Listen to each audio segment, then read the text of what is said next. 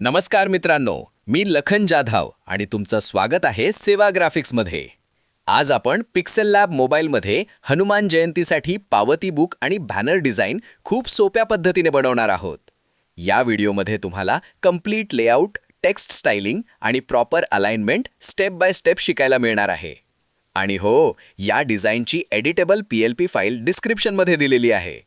पण त्या फाईलला पासवर्ड आहे आणि तो पासवर्ड मी याच व्हिडिओमध्ये दिलेला आहे. म्हणून व्हिडिओ शेवटपर्यंत नक्की बघा. तर चला, वेळ न घालवता आपला प्रोफेशनल पावती बुक डिझाईन सुरू करूया.